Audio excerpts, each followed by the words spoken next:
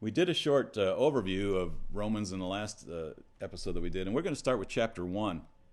And, Paul starts and he does a short intro, and then he really comes into an interesting passage, and I'm going to read quite a bit of this in chapter 1, starting with verse 18. It says, "For the wrath of God is revealed from heaven against all ungodliness and unrighteousness of men who suppress the truth in unrighteousness." Wow, what a big statement. All of a sudden he's declaring the wrath of God coming against men who are living ungodliness and suppress the truth in unrighteousness, because that which is known about God is evident within them, for God made it evident to them. So he's saying here that there's a knowledge of God that's evident in men that God has put in there. And he says in verse 20 how that's known. He says, "For since the creation of the world, his invisible attributes, his eternal power and divine nature have been clearly seen, being understood through what has been made, so that they are without excuse." So he's saying that just even in the creation, the very nature of creation shows you things about God, specifically his invisible attributes. What he's like, his creativeness, his eternal power. Of course, when you look at the universe, the creation, you're like, whoa, yes, somebody's did this a lot bigger than me. His eternal power, his divine nature, and you can see maybe the goodness, the beauty of God in these things. So much so is demonstrated, Paul's saying, through the creation, that says men are without excuse. There's a knowledge of God just by looking at the created things, that we are without excuse. I remember somebody used this example, and I've picked it up and used it a lot over the years. I said I've gone to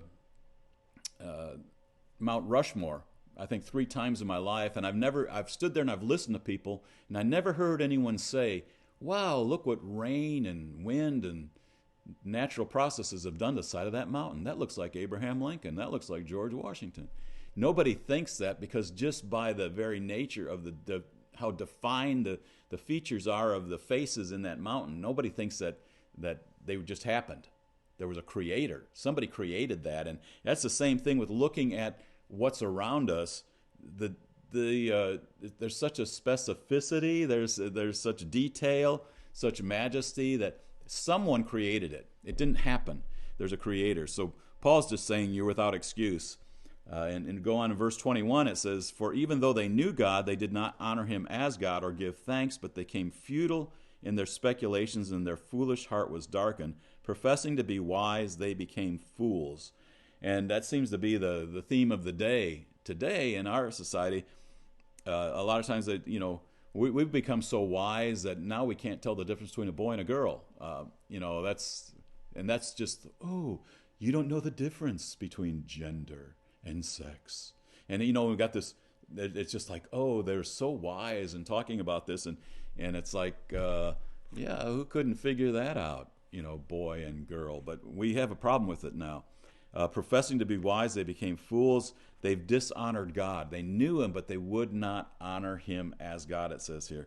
And so then it goes on to say in verse 26, "For this reason, God gave them over to degrading passions, for their women exchanged the natural function for that which is unnatural. And in the same way also the men abandoned their natural function of the woman and burned in their desire toward one another, men with men committing indecent acts and receiving in their own persons the due penalty of their error." And so we see here he's talking about unnatural sexual relationships, and he says there's a penalty for their error that will be received actually in their bodies, it appears here. And so he describes that, and that's because they knew God but would not honor him as God. So they've rejected God, the knowledge of God, in obeying him, and they want to cast all this off. And so in that it says God abandons them, turns them over to their own degrading passions. It goes on in verse 28. It says, "Just as they did not see fit to acknowledge God any longer, God gave them over to a depraved mind to do those things which are not proper, being filled with all unrighteousness, wickedness, greed, evil, full of envy, murder, strife, deceit, malice, gossips, slanderers, haters of God, insolent, arrogant, boastful, inventors of evil, disobedient to parents, without understanding, untrustworthy, unloving, unmerciful." What a list. And although they know the ordinance of God, that those who practice such things are worthy of death, they not only do the same, they not only do these things, but also give hearty approval to those who practice them. How much, that we see that so much in our society today. We just had, this will date when this is recorded, we just had a Flag Day presentation at the White House, and there were all these pride flags celebrating the homosexual, LGBTQ, whatever platform. And it says, so here is the thing is, they not only know these things are wrong, but they give hearty approval. I think that's what this says here. Give hearty approval to those who practice them. And that's what we're seeing happen in our society even today. So we see in the scriptures the depravity of man, what happens to him in his own wisdom and in his own actions. When man is given to his own party, that's what this first chapter then summarizes. We jump into chapter 2 in verse 1. He says, therefore you are without excuse, every man of you who passes judgment, for in that you judge another, you condemn yourself, for you who judge practice the same things. He's talking here about some that would sit and judge others, and yet they practice, say you're a murderer, but in their heart they're hateful, they're angry, they commit murder in their heart. And what I've found just for me, I think in this verse, although it may not be exactly pointed towards this, I've learned there's a practical application that we can use. And here's what I found is that he says that those that judge somebody else, you're guilty of the same thing yourself. And I find that, if I'm in a room sometime and there's somebody over there whispering, and I think, oh, they're probably talking about me. They're probably judging me.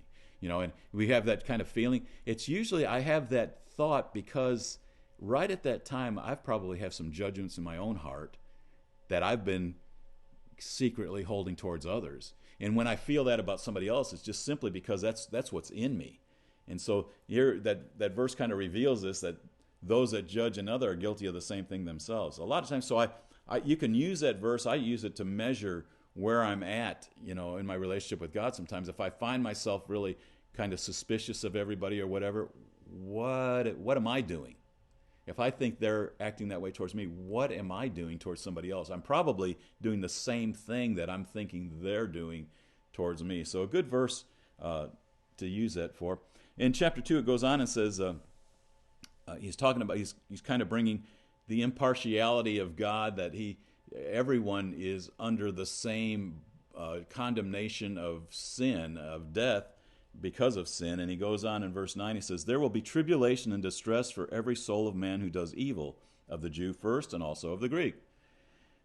But glory and honor and peace to every man who does good, to the Jew first and also to the Greek, for there is no partiality with God. So God's looking at your actions, not your genealogy. Okay, he's not looking at, okay, well they're from this family, or they're from this group of people, or they're Jewish, or they're not Jewish. He's not looking at that. He's looking at our actions, our behavior, and where does that come from. In verse 12 it says, for all who have sinned without the law will also perish without the law, and all who have been sinned under the law will be judged by the law. For not the hearers of the law are just but before God, but the doers of the law will be justified. Here's that word justified again. And it says the doers of the law will be justified. What we look into as we get further on in this treatise in Romans is that nobody does the law. So, and what he's saying here is, and it's pretty clear right here, he says, those who have sinned without the law will also perish without the law. Those who have sinned with the law will be judged by the law. He's not talking about anyone really getting justified here. He's talking about everyone being judged. Not the hearers of the law will be just before God, but the doers of the law will be justified.